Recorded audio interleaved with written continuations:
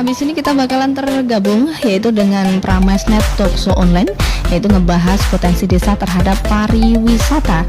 Di sini ada narasumber Nunung Widyastuti selaku Ketua Pokdarwis Magetan dan Pengurus Pusat Pokdarwis Jatim, Zanul Tohar, Ketua Asosiasi Desa Wisata Indonesia ASIDEWI, Ketua Pokdarwis Ngawi, Kunzani Widaya SPT selaku Kepala Desa Randu Gede Magetan, dan Rohmat Perangkat Desa Jabung Magetan, Admin Kabar Magetan. Atau kelompok sadar wisata Kabupaten Magetan. Selamat siang, Mas Ainul Tohar. Ya, selamat siang. Apa kabar ini? Pak.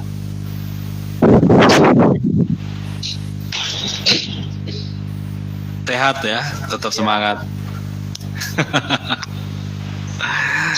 Oke, kemudian narasumber kita yang ketiga adalah ada Bapak Kunzani Widya SPT, ini Kepala Desa Randu Gede. Selamat siang Pak Lurah. Selamat siang Mas Moderator. Ya, wah ini Pak Lurah luar biasa, biarpun muda tapi ini aslinya sudah semangatnya tetap luar biasa seperti itu ya. Nah, nanti kita akan ngobrol-ngobrol lah ya. Oke, siap. Kemudian siap. tamu kita ataupun narasumber kita yang keempat ada Mas Rohman, ini perangkat Desa Jabung Panean serta Admin Kabar Panean. Selamat siang Mas Rohmat. Apa kabar? Sehat ya? Alhamdulillah. Ini Panean tetap adem ayem ini. Ya, kalau kita ngomongin masalah Panean juga banyak sekali potensi-potensi yang bisa diambil. Tentu saja potensi desa wisata yang bisa dikembangkan seperti itu. Nah, nanti kita akan ngobrol-ngobrol. Tentu saja kita buka sesi tanya jawab juga buat teman-teman yang sudah bergabung. Tentu ini juga akan menjadi pengalaman baru untuk kita semua. Baik, jadi buat Sobat Terasi, sahabat Prames, Sobat Bahana, dan juga Sobat Rongo dan Lamongan yang saat ini lagi menyimak webinar kali ini, buat teman-teman yang lain juga bisa invite Google Meet di meet.google.com/YKA-RIXRGSX. Jadi untuk Anda yang pengen ikutan webinar kali ini. Baik, langsung saja kita pertama ke Mbak Nunung Widya atau Mbak Widya selaku Ketua Pokdarwis Kelompok Sadar Wisata Kabupaten Magetan. Mbak Nunung atau Mbak Widya? Saya panggilnya Mbak Widya ya. Nah, sebenarnya apa sih yang dimaksud dengan desa wisata gitu? Mungkin juga ini akan menjadi pengalaman baru, bisa disampaikan.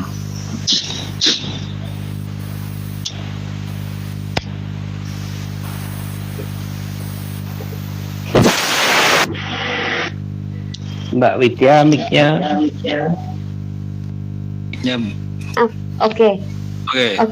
Oke, maaf, tadi masih saya mute.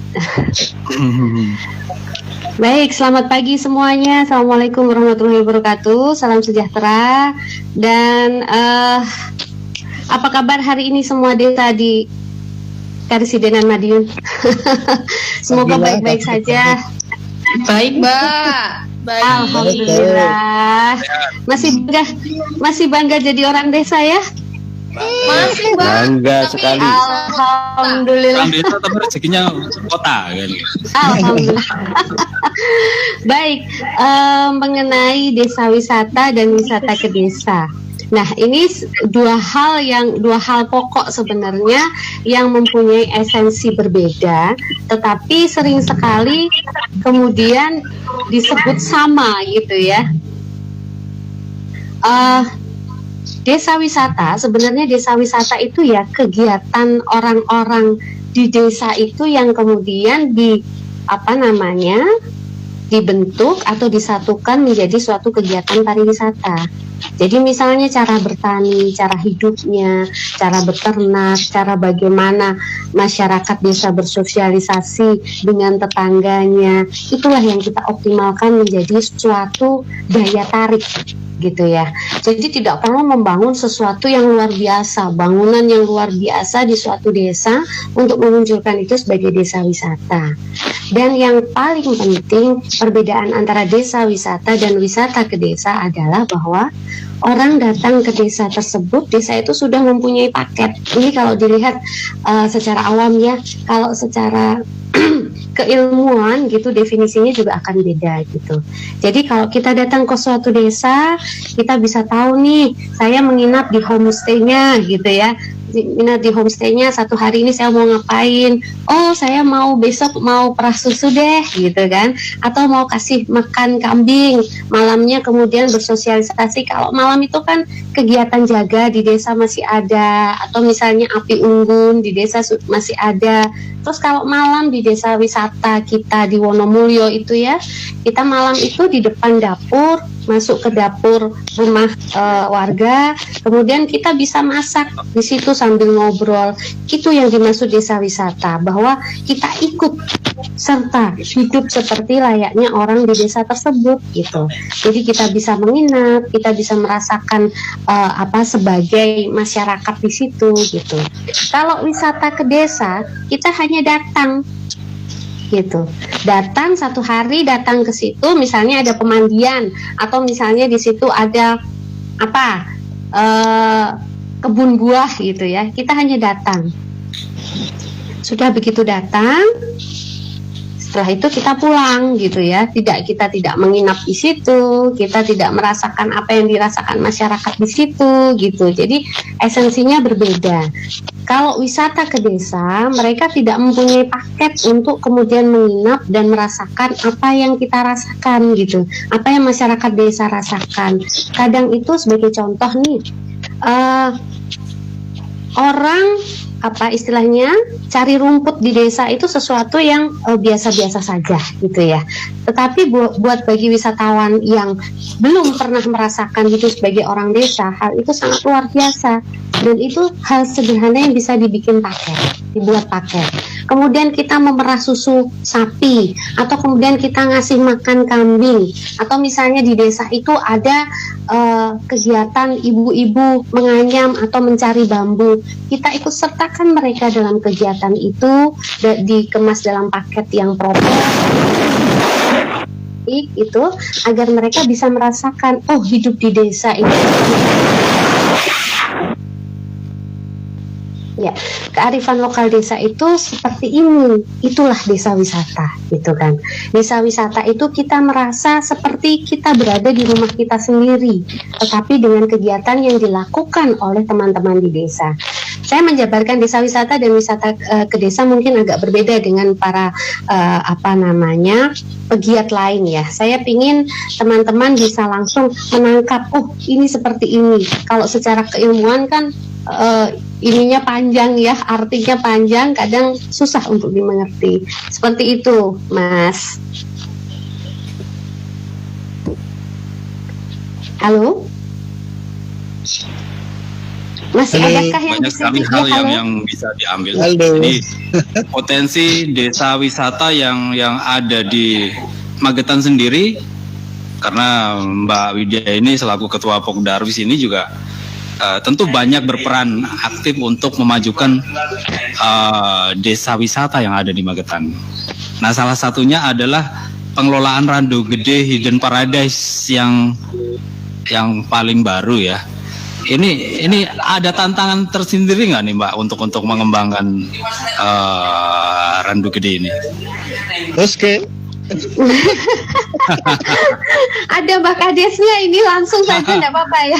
Makanya nanti saya juga akan korek Pak Kades, Pak Lurah Kunsani nanti seperti apa kan gitu. Jadi gini Mas, kalau saya mengembangkan beberapa desa dan mengikuti perkembangan pendampingan beberapa desa, itu sebenarnya masalahnya hanya satu Mas, sumber daya manusia. Kalau kita lihat potensial Indonesia sudah desa ya, khususnya di Indonesia dan umumnya di Indonesia dan khususnya di Magetan itu potensinya luar biasa gitu kan. Banyak sekali potensi Mas, sudahlah Indonesia ini nggak perlu diragukan lagi untuk potensi wisatanya. Hanya yang menjadi masalahnya adalah sumber daya manusia. Sumber daya manusia yang mengerti bagaimana mengolah potensi itu untuk menjadi suatu potensi yang berguna. Itu satu. Terus yang kedua adalah sumber daya manusia yang harus terus mau berkembang, mengikuti perkembangan pariwisata. Karena pariwisata ini speednya cepat, Mas. Gitu. Nah, kalau sumber daya manusia itu tidak mengikuti speed yang cepat dari kegiatan kepariwisataan itu akan menjadi suatu masalah dalam mengembangkan daya tarik tertentu. Jadi intinya sama. Inti masalahnya di semua desa ataupun di semua daya tarik itu di sumber daya manusianya. Gitu. Berarti kalau dibilang tantangan ini semuanya punya tantangan. Pasti.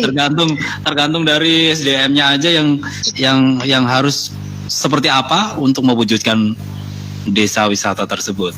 Nah, betul. Mbak Lurah Kunsani, tadi kan sudah sempat disinggung.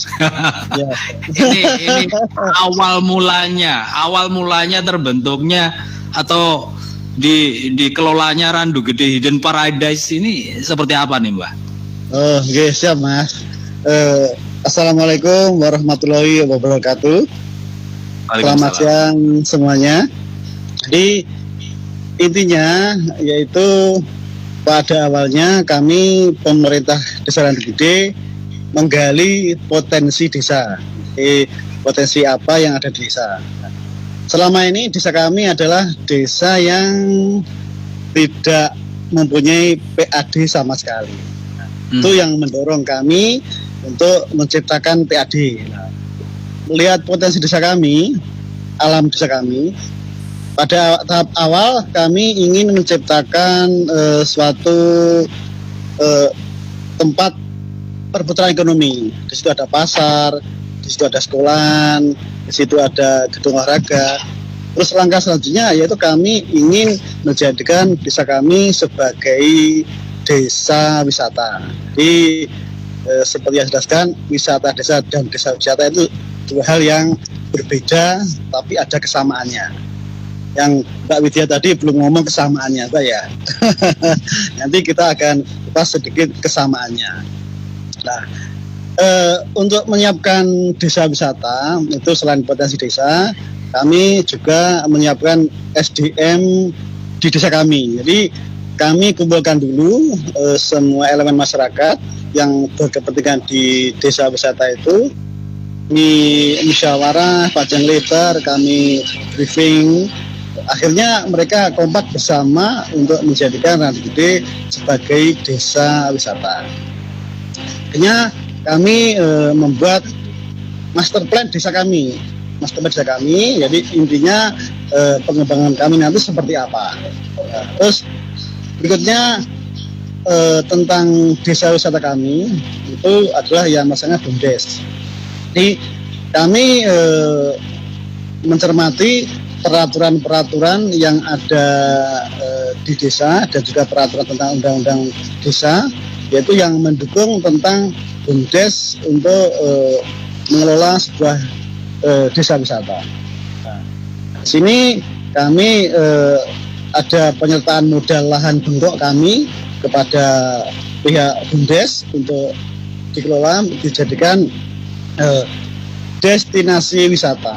Lahan bengkok kami menjadikan destinasi wisata. Jadi bedanya dengan desa wisata nanti ada tambahannya. Jadi tetap di desa itu ada destinasi wisata yang akan dikunjungi oleh para pengunjung lah atau masyarakat luas.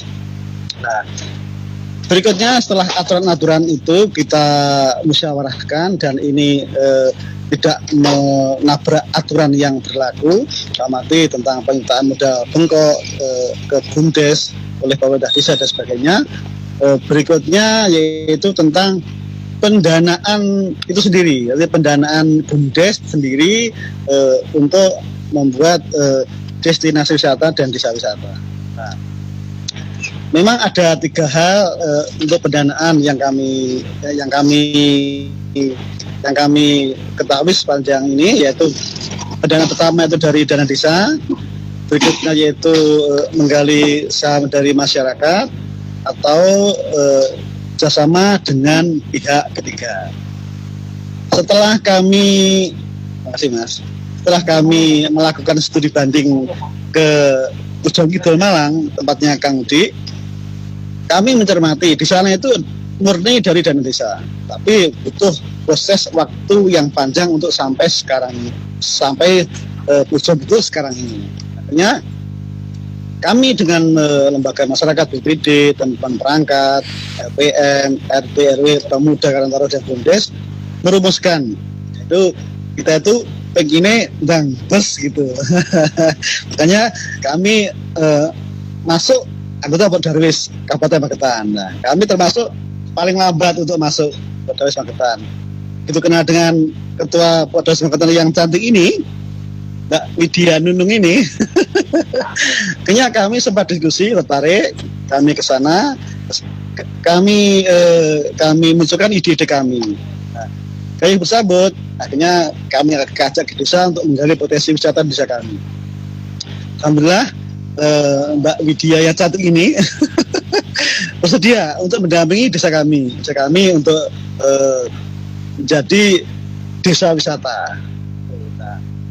Nah, kami melalui proses-proses yang panjang dan MOU, akhirnya kami ada kesepakatan MOU antara pihak pemerintah BUMDes dengan pihak ketiga. Karena kalau untuk kerjasama itu adalah kalau government dan bisnis tidak bisa. Kalau bisnis to bisnis itu bisa. Jadi BUMDes itu badan usaha milik desa, itu bisa kerjasama dengan pihak ketiga. Nah, di sini kami mengambil dua opsi, yaitu sebagai kecil dana desa dan pihak ketiga. Semua tentu ada kelebihan dan kekurangan masing-masing, tapi itu kita nikmati bersama prosesnya. Dan alhamdulillah sampai hari ini kita sudah menikmati prosesnya, kita nikmati kelebihannya, kita syukuri kekurangannya, kita nikmati beda pendapatnya dengan Mbak Widya. Kita setiap hari adu argumen tentang pengembangan desa wisata ini. Nah, sekali lagi, memang kita ada kerjasamanya itu di lingkup destinasi wisata ini. Tapi pengembangan desa wisata, Pak Widya dan teman-teman selalu mensupport kita tentang nanti akan homestay kita, tentang produk-produk kerajinan UMKM kita, tentang jeep lautur yang di Randu Gede, dan juga tentang nanti mengeksplor potensi desa yang lain, wisata jeep jelajah desa, terus mengeksplor wisata religi, mengeksplor wisata situs desa. Itu ke depan kami sangat banyak untuk angan-angannya. Tapi karena ini baru berproses, kita awalnya itu kita baru Februari 2019 kita musyawarah dengan lembaga desa. Terus berikutnya bulan April kita masuk Podarwis, berikutnya kita adakan kajian-kajian di desa, terus tidak cocok, Agustus kita studi banding, bulan Desember banding kita langsung MOU dengan pihak ketiga. Jadi pihak ketiga itu ketemu sendiri ya Mbak Widya ini dan teman-teman juga. Nah, akhirnya Oktober kita mulai pembangunan, Desember tanggal 15 kita sudah soft launching Randu Gede Hidden Paradise. Alhamdulillah untuk launchingnya itu luar biasa animo masyarakat untuk berkunjung ke Randu Gede. Tapi tak masih baru 3 bulan buka kita sudah terpukul oleh COVID-19. Jadi intinya kami itu bayi yang masih merangkak, tapi diantem badai, ya kita guling. Jadi untuk saat ini kita ini baru mulai merintis tertatih-tatih lagi. Intinya bahwa untuk memulai yang dulu dengan sekarang ini lebih sulit di masa yang sekarang ini karena banyak batasan-batasan yang harus kita lalui. Itu. Tapi alhamdulillah kita tetap semangat Mbak ya. Semangat, insya Allah harus semangat. Harus semangat. Ya, kita semua kompak dan semangat. Jadi hambatan, halangan semua yang sudah kita lewati selama ini jangan menjadikan kita semakin kendor, tapi kita semakin kompak, semakin semangat. Intinya untuk pendanaan BUMDes tentang desa wisata itu ada 3 kemungkinan, dari dana desa, dari menggali dari masyarakat, dan dari pihak ketiga. Jadi yang kami pilih adalah opsi dana desa dan pihak ketiga, karena biar bersinergi, terus untuk promosi dan untuk pendampingan kami mendapatkan semuanya. Insya Allah untuk 3-4 tahun depan kita menikmati hasilnya. Itu sedikit yang bisa kami sampaikan dulu. Nanti monggo kalau mau ada sharing pengalaman, karena kita ini baru Mas ya, kita ini baru merintis desa wisata ini. Ya. Terima kasih Mbah Lurah Kusani Widaya. Ini Kepala Desa Randu Gede. 3 bulan berjalan kena COVID. Sebuah tantangan yang luar biasa. Tapi mudah-mudahan dengan adanya COVID ini juga tentu akhirnya persiapan lebih matang, Mbak ya. Jadi dengan adanya COVID akhirnya paling tidak semuanya dibatasi bahkan ditutup. Nah, di situ bisa berbenah untuk melakukan ataupun membuat sesuatu yang luar biasa nantinya jikalau sudah mulai dibuka lagi, kan seperti itu harapannya. Betul. Dan kalau boleh menambahkan sedikit ya Mas, dari keterangan dari tadi, bahwa bisa kita tarik kesimpulan bahwa sebenarnya yang saya maksud dengan sumber daya manusia tadi, bahwa apa istilahnya, inisiator desa atau para penggiat di desa itu harus punya jiwa entrepreneurship. Itu penting. Artinya bahwa entrepreneurship ini mereka solution maker. Jadi saat mereka menghadapi kesulitan, mereka harus terus berjalan, gitu ya. Oh, bagaimana cari cari solusi dari masalah-masalah ini, gitu ya. Jadi yang penting itu harus kita tanamkan entrepreneurship pada istilahnya uang desa harus punya entrepreneurship, gitu. Itu satu. Yang kedua, dari semua tadi kalau dirangkum itu adalah solid, speed, dan smart, Mas. Dalam membangun suatu desa itu kita harus punya kesolidan. Solid artinya bahwa seluruh warga desa harus solid dengan satu tujuan, misi dan visi yang kemudian disepakati oleh seluruh masyarakat desa. Saat masyarakat desa ini sudah solid, kemudian speednya disamakan, gitu ya. Speednya disamakan untuk membangun misi itu, untuk membangun visi itu melalui misi-misi yang mereka sudah tetapkan, gitu. Nah, smart ini artinya bahwa seperti yang saya sampaikan tadi, bahwa sumber daya manusia harus terus di-upgrade dengan jiwa entrepreneurship wong desa. Kita boleh hidup di desa, tetapi kita harus think globally, gitu ya. Kita harus terus improve diri kita, gitu ya. Akhirnya nanti kita akan menjadi smart, pintar gitu. Jadi membangun desa itu mempunyai kekuatan yang luar biasa, gitu. Jadi kalau desa itu tidak maju, punya potensi tapi tidak maju, tuh rasanya kok gitu ya. Sakit hatiku Mas, gitu. Jadi itu intinya, inti dari keseluruhannya bahwa entrepreneurship harus dimiliki solid, speed, dan smart. Itu 3S. Jadi istilahnya jadi orang harus solutif. Betul. Jadi wong ki sing solutif ngono loh, gitu kan. Jadi orang harus solutif. Setiap mengalami kesulitan, setiap mengalami sesuatu yang katakan kita dihadapkan dengan permasalahan, harus segera mencari yang namanya jalan keluar. Seperti itu Mbak Widya ya. Iya, betul. Baik, kita meluncur ke Ngawi. Ada Mas Zainul Tohar. Apa kabar Mas? Alhamdulillah baik. Ya. Ini Mas Tohar ini Ketua ASI Dewi Kabupaten Ngawi serta Ketua Pokdarwis Kelompok Sadar Wisata Kabupaten Ngawi. Nah, kalau di Ngawi sendiri bagaimana nih Mas? Oh ya, sebelumnya Assalamualaikum warahmatullahi wabarakatuh. Salam sejahtera untuk kita semua. Yang saya hormati, mikrofonnya kecil banget. Kita agak dikencengin dikit Mas. Ada senior saya, ada Mbak Widya, Pak Kades, dan bahwa tadi ya, salam kenal Pak Kades. Kalau Mbak Widya beberapa kali ketemu dan sangat luar biasa, membawa maklutan juga sangat luar biasa perkembangan pariwisatanya. Sebelumnya saya sendiri sebenarnya adalah dulunya itu Ketua Pokdarwis juga. Sebenarnya Ketua Pokdarwis di Kabupaten Ngawi, Dan Pro Darwis Kabupaten Ngawi itu sudah lumayan lama dan perkembangan juga luar biasa. Dan ini kesempatan pagi hari ini adalah luar biasa karena apa? Temanya adalah ngomongin tentang potensi di desa. Kalau kita ngomongin potensi di desa itu sebenarnya potensi di desa kita itu sebenarnya luar biasa. Alam yang sudah diberikan Tuhan ini adalah sangat luar biasa. Mulai dari sawah, ada gunung, ada sungai dan sebagainya.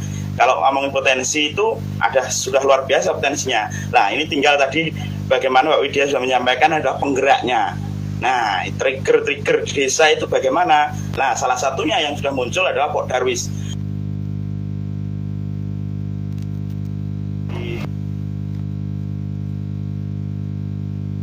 Katanya, nah sekarang sudah ada yang bergerak yang wisata. Itu dari teman-teman Pak Darwis salah satunya. Selain dari kepala desanya, perangkatnya, dan juga pemerintahan Kabupaten Ngawi sendiri. Dan sangat luar biasa jika potensi yang sangat luar biasa itu digarap maksimal oleh SDM yang ada di desa. Nah, memang beberapa desa belum menggarap potensi yang ada di desa itu secara maksimal. Nah, itu ada beberapa mungkin indikator yang kenapa tidak bisa memaksimalkan potensi tersebut. Nah, salah satunya yang dibutuhkan adalah trigger atau penyemangat seperti Pak Widya.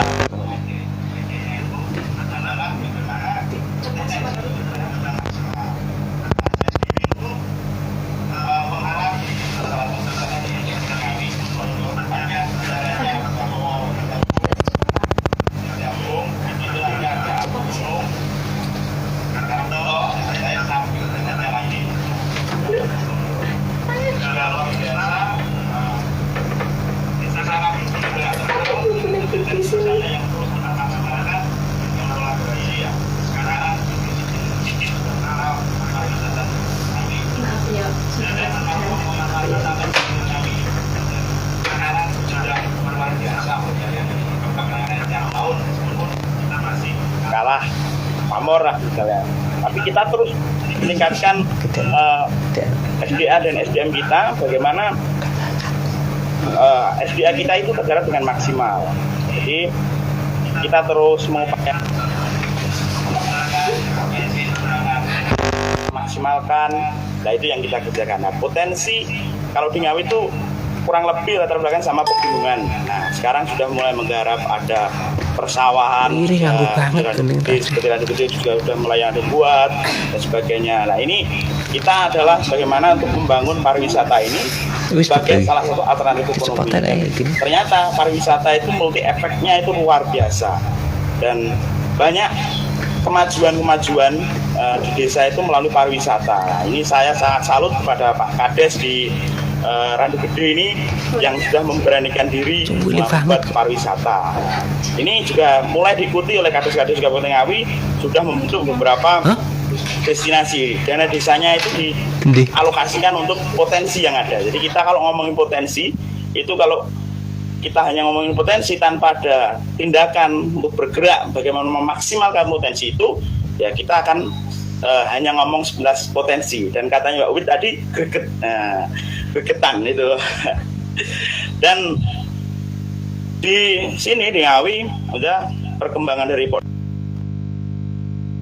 di Kabupaten Ngawi sekarang sudah ada beberapa, ada 31 desa yang sekarang bersolek pariwisatanya dan berubah meningkatkan PAD desanya. Nah tadi juga disinggung soal BUMDes, juga sekarang Pak Darwis berkolaborasi dengan BUMDes untuk bagaimana secara legal itu dengan BUMDesnya, nah, secara gerakan untuk bagaimana meningkatkan kesadaran warganya itu melalui Pak Darwis. Karena untuk pariwisata ini memang sangat harus diakui, memang Pak Darwis itu adalah selama ini pejuang di bawah yang bisa menggerakkan masyarakat.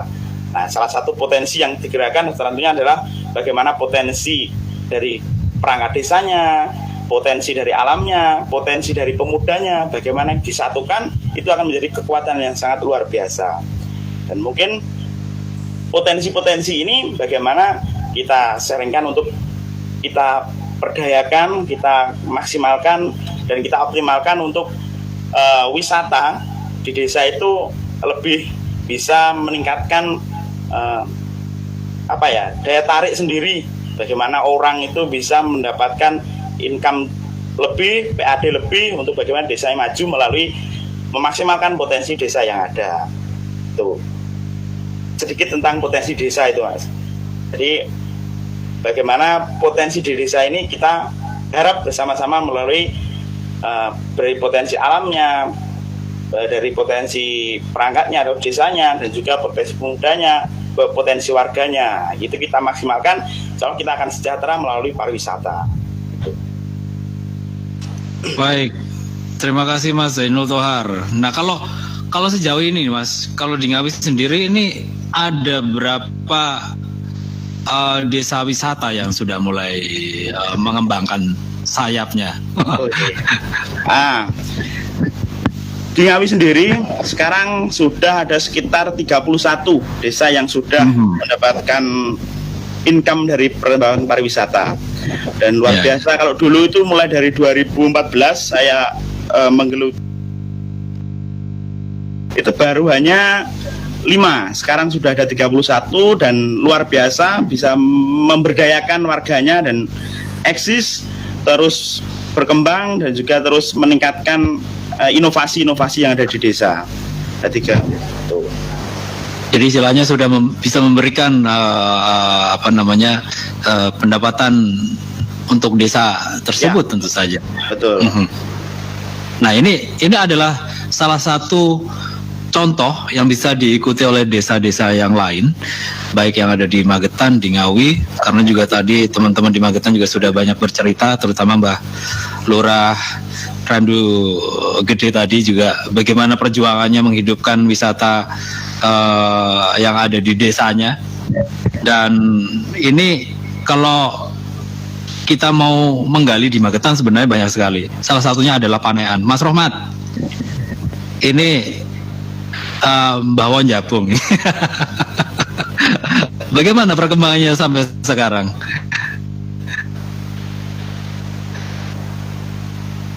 Mic-nya.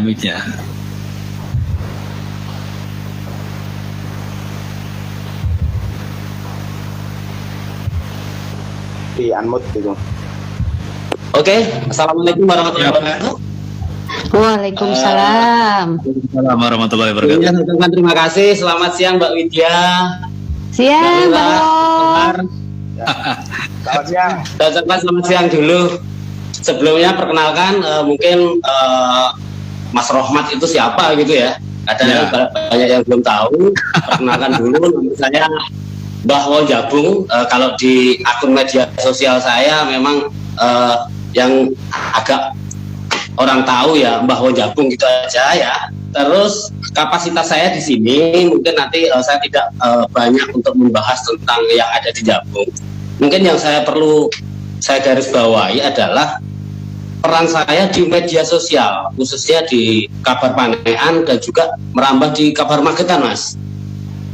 Jadi yang perlu saya garis bawahi adalah dari beberapa destinasi wisata di Kabupaten Magetan khususnya dan di sekitarnya, itu semuanya itu tadi nonsen kalau semuanya tidak melalui peran media sosial. Jadi latar belakang kami waktu itu untuk Kabar Panean sendiri, tujuan kami adalah mengangkat potensi-potensi, terutama potensi wisata yang ada di wilayah Kecamatan Panean khususnya dan di wilayah Magetan pada umumnya. Jadi waktu itu sejarahnya seperti ini, Mas. Saya agak cerita dulu ya. Jadi dulu itu Jabung itu ditunjuk sebagai desa wisata.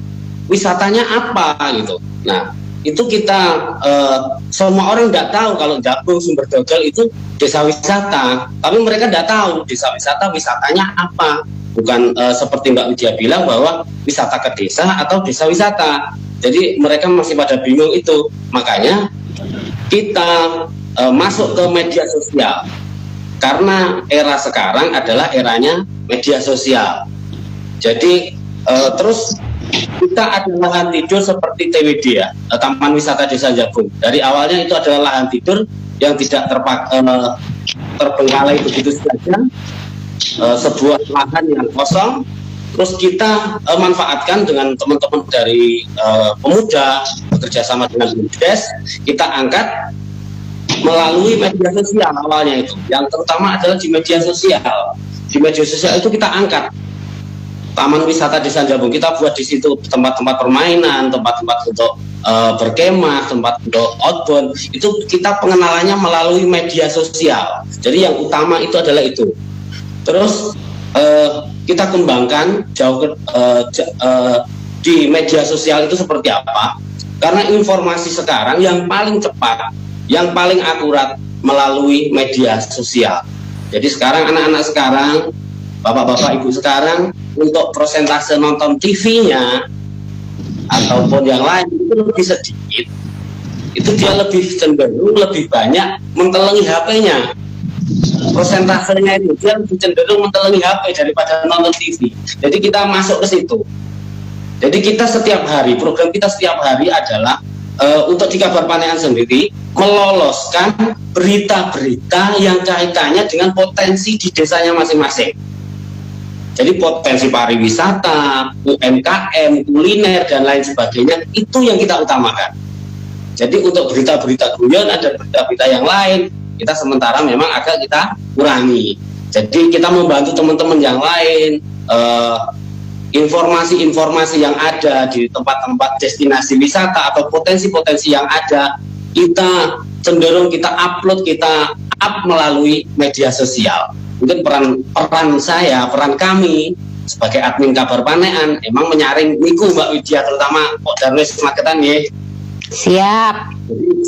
Jadi kami dari teman-teman dari media sosial, bukan Kabar Panean saja, ada Berita Magetan, Kabar Panean, Beauty of Magetan, dan terutama grup-grup gajah yang lainnya. Itu kita semua memang sudah komitmen kalau kita ada potensi di wilayah masing-masing, itulah yang harus kita angkat dulu. Mungkin sedikit dari saya itu Mas ya, nanti bisa disambung-sambung lagi, terutama untuk yang potensi-potensi di wilayah Panean. Tapi intinya kami berkomitmen untuk Kabar Panean sendiri di wilayah Kecamatan Panean. Kami juga tergerak karena di kecamatan-kecamatan lain, terutama Plaosan, Poncol dan lain sebagainya itu sudah jauh lari duluan. Sementara Panean kita memang belum begitu jauh, makanya kita membuat Kabar Panean untuk mengangkat potensi wisata yang ada di Panean. Mungkin demikian Mas. Oke, terima kasih Mbak Wo. Ini intinya adalah memanfaatkan media sosial sebagai sarana promosi. Ya, karena secara tidak langsung media sosial juga sangat berpengaruh sekali dalam apa istilahnya memberikan informasi kepada masyarakat luas seperti itu. Nah, mudah-mudahan tadi kalau kita sudah membahas Panean, tentu banyak sekali sebenarnya kalau yang di Panean itu kalau mau digali. Banyak sekali desa wisata ataupun desa-desa yang di situ ada potensi wisata yang bisa dikembangkan. Seperti itu Mbak Woya. Kalau ya, ada informasi sejauh ini ada berapa desa yang sudah kelihatan menunjukkan ada potensi wisata di situ Mbak? Atau mungkin sudah ada yang dikembangkan seperti itu? Kalau potensi wisata yang pertama Jabung sendiri, yang kedua Sumber Dodol. Sumber Dodol ini potensinya sangat luar biasa karena dari sumber daya alam, air terutama dia sangat mendukung sekali, alam juga bagus. Dan sepanjang perjalanan dari Sumber Dodol ke Jabung itu adalah potensi yang luar biasa karena di sana ada lahan pertanian yang bisa untuk tanaman sayuran itu seperti di Plaosan itu memungkinkan sekali. Jadi destinasi wisata yang kita bekerja sama itu lebih ditingkatkan lagi. Jadi untuk Jabung, Sumber Dodol dan jalur Jabung Sumber Dodol itu sendiri sebenarnya sangat berpotensi sekali. Dan juga seperti tadi langsung ke arah utara itu juga ke Selondo tadi, Selondo itu juga langsung nyambung karena Bupito Selondo itu sebenarnya satu jalur sangat bisa dikembangkan sekali. Dan tujuan wisatanya adalah ke sini. Contoh ya Mas, sebentar. Contoh anak-anak muda yang malam hari itu kalau misalnya dia keluar untuk ngopi, sekedar ngopi, biasanya selama ini ke JT ataupun ke arah Poncol. Nah, sekarang saya memberi alternatif. Jadi mereka sudah pada bosan, misalnya ke arah sana. Nah, ini ke arah Panean yang belum. Jadi kami ini harus menyediakan apa untuk memikat mereka biar datang ke Jabung itu sendiri. Jadi sepanjang perjalanan dari Sumber Dodol, Jabung, Karangguto dan seterusnya. Mungkin begitu, Mas. Oke, mudah-mudahan terwujud apa yang diharapkan, dan tentu saja tidak lepas dari peran serta masyarakat desa dan juga semua elemen masyarakat yang ada di situ, seperti itu. Nah, obrolan kita siang hari ini disiarkan langsung di Radio Rasi FM Magetan, kemudian Radio Bahana Ngawi, kemudian Radio Prameswara Lamongan, dan juga Radio Ronggohadi Lamongan. Nah, nanti kita sebentar lagi akan buka sesi tanya jawab buat teman-teman yang ingin menanyakan mengenai apa saja tentang potensi desa terhadap pariwisata yang ada di Magetan, di Ngawi, ataupun di daerahnya masing-masing. Monggo silakan. Kita nanti buka sesi tanya jawab. Ada Mbak Widya selaku Ketua Pokda Arwis Kabupaten Magetan, terus juga sebagai pengelola Randu Gede Hidden Paradise. Ada Mas Zainul Tohar, ini juga Ketua Asidewi Kabupaten Ngawi serta Ketua Pokda Arwis Ngawi.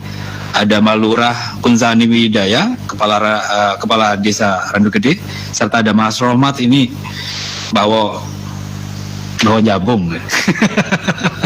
lebih dekat, lebih orang mengenalnya dengan sebutan nama itu. Monggo, buat teman-teman yang ingin bertanya langsung kepada narasumber kita buka untuk Anda. Dan tentu saja setelah jeda sebentar nanti akan kembali lagi. Nah, tadi sudah dijabarkan satu persatu potensi yang ada di Magetan, di Ngawi, baik Mbak Widya, Mas Zainul, ada Mbak Lurah Kunzani, juga ada Mbak Wo, Mas Rohmat, sudah memberikan gambaran mengenai potensi yang ada di wilayah masing-masing, terutama di Magetan saat ini. Nah, seperti yang sudah disampaikan tadi bahwa kita membuka sesi tanya jawab. Ingin bertanya mengenai potensi wisata yang ada di daerah masing-masing, silakan saja. Nanti kita tunggu kebersamaan Anda. Yang ingin bertanya, monggo silakan. Kita buka buat peserta webinar kali ini. Nah, sedikit ngobrol-ngobrol nih sambil nunggu ini teman-teman yang lain yang ingin bertanya. Mbak Lurah Kunzani. Siap, Mas. Tadi sempat disampaikan bahwa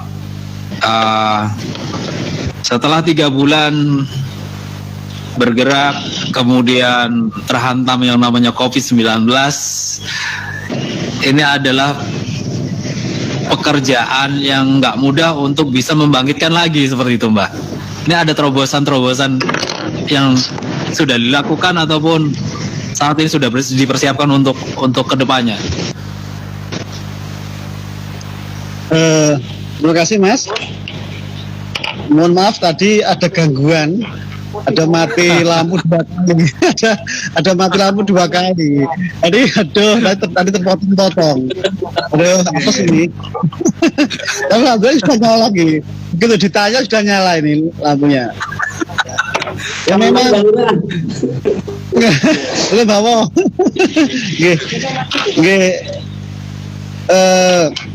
Seperti kita ketahui bersama, RHP kan baru muncul. Kalau mungkin bahwa untuk TWD Jabung sudah lama bagi Mbak, sudah eksis lama. Tapi hebat kok. RHP sudah kesana tadi Mbak. Oh ya, siap Mbak. Nah, ini baru. Nah, baru 3 bulan, alhamdulillah animo masyarakat sudah begitu bagus. Terus kita tutup 3 bulan. Itu 15 Desember kita buka, 15 Maret kita tutup. Nah, 15 Maret kita tutup sampai 3 bulan. Nah, awal-awal pertengahan Juni, 15 Juni kita baru boleh dibuka oleh pihak pemerintah. Tapi ketika di awal-awal itu sangat-sangat sulit bagi kami untuk bangkit. Nah, terus untuk menggairahkan lagi kita mengadakan event. Jadi bulan Juni kemarin kita mengadakan event tribute Didi Kempot tanggal 29 Juni. Jadi kita konser musik dengan protokol kesehatan. Ini sempat menjadikan pro dan kontra, tapi alhamdulillah bisa dilaksanakan dengan baik. Jadi untuk pengenalan kembali tentang wisata kami. Terus berikutnya tentang inovasi yang kami lakukan, mengembangkan wisata malam. Jadi karena berhubung 3 bulan tutup, wahana kita banyak yang masih perlu dibenahi. Ini kami mengadakan wisata malam. Jadi wisata malam itu di Randu Gede Edukasi ini untuk malam minggu itu ada live musik dari akustik. Jadi alhamdulillah pengunjung sangat ramai untuk malam minggu. Terus berikutnya diikuti lagi live musik hari Minggu. Jadi itu menjadi daya tarik bagi pengunjung. Terus berikutnya ketika kami menjaga desa kami ini hijau dari COVID, di semua desa di Kecamatan Pelawasan itu semua pernah merah COVID. Alhamdulillah Randu Gede sabar ini hijau. Jadi kami masih diberi kesempatan untuk mengembangkan wisata kami. Jadi tidak ada halangan. Walaupun tentunya kami tetap mengedepankan protokol kesehatan. Alhamdulillah kami mendapat kepercayaan kembali dari dinas-dinas instansi terkait. Setiap minggu ini ada kegiatan untuk rapat dan sebagainya di tempat kami. Jadi seminggu bakal sampai 2 kali. Terus terakhir kami mengadakan sebelumnya ada event juga joint track dengan Trailblazer Indonesia dari Jakarta. Jadi ada sekitar 50 mobil blazer yang baru itu, saya anjir masih kayak Pajero itu.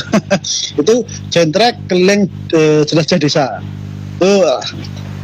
Terus berikutnya yaitu event pameran bonsai kemarin tanggal 4-8 November. Alhamdulillah sudah selesai dan insya Allah nanti untuk tanggal 23 Desember di sini juga akan ada UMKM oleh Bapak Bupati, 150 UMKM dikumpulkan di Randu Gede, nanti akan dibina Pak Bupati. Terus dilanjut berikutnya memperingati hari jadi RHP. Itu akan ada, tapi ini masih rasa Mas ya, jangan disebut dulu. Bursa UMKM selama 10 hari. Di akhir tahun nanti ada bursa UMKM di Randu Gede dan Parades, nanti diikuti oleh beberapa UMKM yang sudah daftar ini. Insya Allah nanti kita akan kembangkan Randu Gede dengan event-eventnya. Terus juga kami memasarkan produk-produk UMKM kami. Alhamdulillah produk UMKM kami keranjang sampah itu sudah dipesan oleh dinas-dinas instansi karena Bapak Bupati menganjurkan. Rumah dinas Bapak Bupati juga memakai keranjang sampah kami. Terus ini Disparbud 400 keranjang sampah. Ini luar biasa. Berikutnya Dikpora seluruh sekolah di Kabupaten juga harus pesan keranjang sampah ke kami. Ini kami lagi kewalahan memenuhi pesanan UMKM dari dinas-dinas untuk produk keranjang sampah. Ini cukup eksklusif karena keranjang sampahnya dan lumayan. Jadi ini sebagai salah satu efek dari desa wisata. Terus karena kami mengembangkan desa wisata, akhirnya desa kami menjadi prioritas pembangunan. Jadi alhamdulillah pihak PUPR membantu untuk sarana MCK. Di sini sudah dibangun di sana itu senilai kurang lebih 190 juta. Itu kamar mandi bersih. Terus juga ada bantuan dari dinas PMD provinsi ke BUMDes kami senilai 50 juta. Nanti untuk pengembangan stand BUMDes kami. Terus untuk bantuan dari pemerintah kabupaten sendiri itu sarana prasarana itu jalan dari Sumberakun ke desa kami itu sejauh 1,5 km tahun ini dilebarkan, jembatan juga dilebarkan, terus penerangan jalan kalau malam itu gelap kami juga dikasih lampu penerangan jalan. Jadi alhamdulillah bergeliatnya desa wisata kami itu mendapat support penuh dari pemerintah kabupaten untuk pengembangan di desa kami. Itu Mas yang saya bisa sampaikan sementara ini. Berarti setelah 3 bulan tutup, setelah buka langsung digenjot dengan event-event yang digelar di RHP ini. Ya. Betul. Jadi 3 bulan dalam kurun waktu yang ya tidak sebentar sebenarnya kalau kita tutup yang tadinya tidak ada masalah terus tiba-tiba tutup, dipaksa tutup. Iya. Akhirnya keluar ide-ide baru kan seperti itu, Pak Widya. Iya. Iya, jadi yang menarik bedanya desa wisata saat kita meng-create desa wisata dengan daya destinasi wisata itu saat kita tutup pun sebenarnya kita juga melakukan kegiatan kepariwisataan, Mas. Jadi tidak berhenti gitu. Artinya apa? Akhirnya tempat itu kemudian ada tanah lapang kita jadikan untuk menanam sayur, terus kemudian kita jadikan untuk beternak lele, walaupun akhirnya lelenya harus kita makan sendiri gitu ya. Jadi jadi artinya terus itu perbedaan antara desa wisata dengan wisata ke desa. Saat ada suatu major faktor, kalau misalnya desa wisata ada major faktor gitu ya, major faktor kali ini adalah pandemi, itu kegiatan masyarakat desa masih berjalan, Mas. Kegiatannya di daya tarik itu juga masih berjalan. Dengan apa? Bertani, beternak, berkebun, di situ masih berjalan. Tetapi kalau misalnya itu wisata ke desa, begitu sudah tutup gitu ya, tidak ada orang datang lagi, mungkin ya akan kosong begitu saja gitu ya. Tidak ada kegiatan apapun gitu. Itu juga salah satu perbedaan. Baik menambahi. Alhamdulillah selama tutup 3 bulan itu resto utama di RHP itu dijadikan dapur umum. Betul. Dapur umum untuk membantu masyarakat yang terdampak. Jadi kami setiap hari itu memasak 100 nasi bungkus untuk warga yang terdampak. Itu semua dari donatur. Alhamdulillah kami bisa menarik donatur. Selama pandemi COVID itu kami setiap hari masak 100 bungkus lebih nasi bungkus untuk warga kami yang kekurangan. Itu sangat membantu juga. Oke. Nah, yang menariknya adalah memiliki produk UMKM ini yang jadi daya tarik yang bisa memberikan income baru tentu saja, seperti Mbak Lura ya. Iya. Iya betul. Sampai-sampai malahan memenuhi permintaan ini. Walahan Mas ini. Terus ini besok hari Sabtu itu juga untuk UMKM kami akan diliput oleh CYM, Komunitas YouTuber Magetan. Itu katanya dengan kerjasama dengan Telkomsel. Itu nanti tingkatan nasional. Jadi mau diangkat untuk tentang UMKM di desa kami. Kami merasa bersyukur bahwa kami punya teman-teman seperti itu. Karena kemarin malam minggu 2 minggu yang lalu itu UMKM merilis CIM merilis lagu 0 km itu tempatnya juga di RHP, jadi di Paradis. Mereka melonsing lagu 0 km, komunitas CIM juga di sini. Jadi alhamdulillah kami terbantu oleh mereka, potensi desa kami di up oleh mereka juga. Baik, nantikan ulang tahun RHP yang kata Mbak Lurah rahasia dulu. Seperti apa kejutannya bisa dikunjungi ke RHP Mbak ya? Siap. Sepertinya juga kita udah nggak terasa sekali, sudah hampir 1 jam. Terima kasih banyak buat teman-teman yang sudah ngobrol-ngobrol di acara webinar kali ini, dan terima kasih buat Mbak Nunung Widya yang sudah berkenan juga untuk memberikan sesuatu yang solutif. Kemudian sama-sama, terima kasih kesempatannya.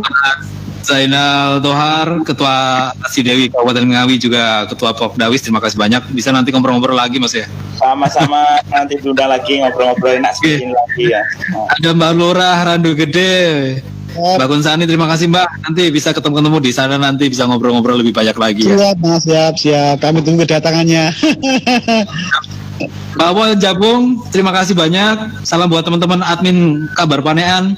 Sukses untuk. Terima kasih. Oke, terima kasih banyak untuk semuanya. Jumpa lagi di webinar berikutnya. Dan akhirnya saya akan akhiri pertemuan kita dan kita kembali ke studio.